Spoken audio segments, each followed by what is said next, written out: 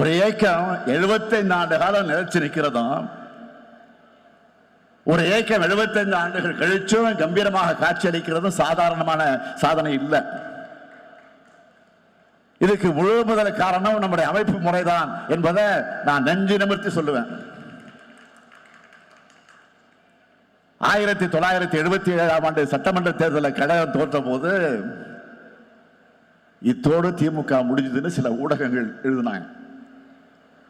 அப்போ தலைவர் கலைஞர் சொன்னார், கருணாநிதியின் வாழ்வே முடிந்து விட்டாலும் கழகத்தின் வாழ்வு முடியாது என்ற அளவுக்கு வலிமை மிகுந்த வாய்ப்பு.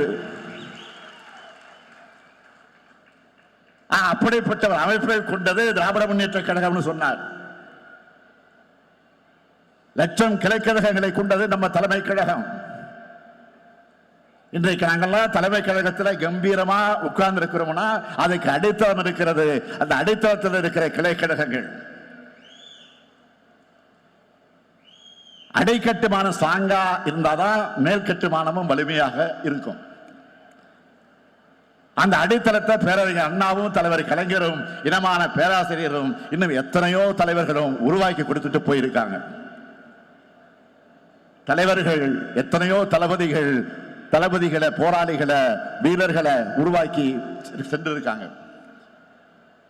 தலைவன் தொண்டன் இல்லாம அண்ணன் தம்பி என்ற பாச உணர்வோடு இந்த இயக்கம் கட்டமைக்கப்பட்டுச்சு. உலகத்தில் எந்த அரசியல் இயக்கமும் உடன்பிறப்பு என்ற பாச உணர்வோடு கட்டமைக்கப்படலை. அந்த பாச உணர்வு தான் நம்ம எல்லோரையும் இயக்குது.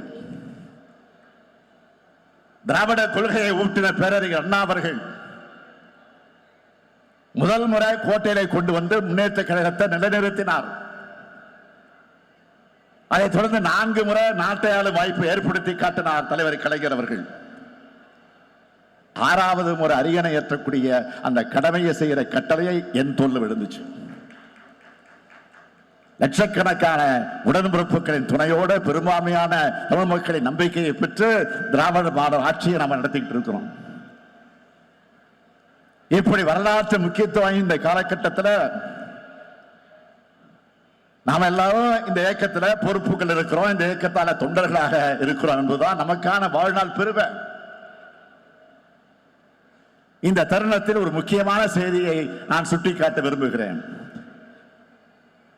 25 வயசை கொண்டாடுகிற வெள்ளி விழா ஆண்டிலையும் நம்ம கழக ஆட்சியில் இருந்துச்சு. 50 வயசை கொண்டாடுற பொன்விழா ஆண்டிலையும் கழக ஆட்சியில் இருந்துச்சு. 75 வயசை கொண்டாடுற பவள விழா ஆண்டான இப்பவும் கழக ஆட்சியில் இருக்கு. ஆக 100ஆண்டு விழா கொண்டாடும் போதும் திராவிட முன்னேற்ற கழகம் தான் நிச்சயம் ஆட்சியில் இருக்கும்.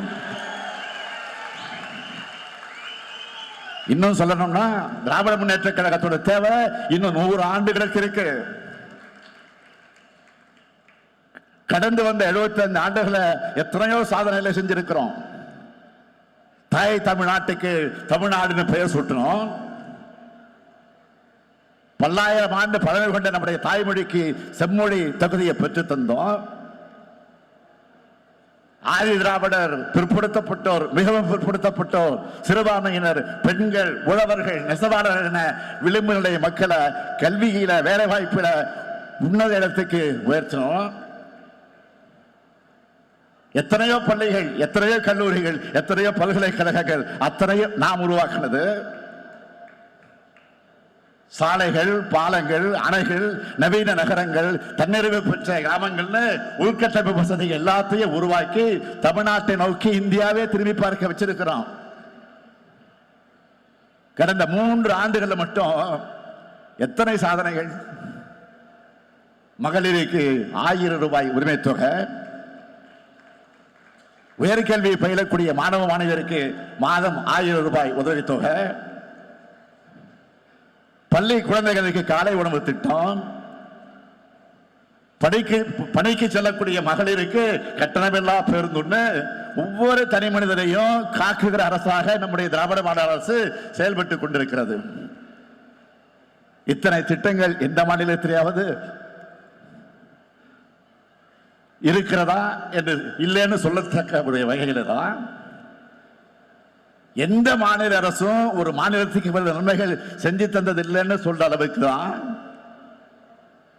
திராவிட முன்னேற்ற கழகத்துடைய அரசு தமிழ்நாட்டை வளமிக்க மாநிலமாக மேம்படுத்தி இருக்கு,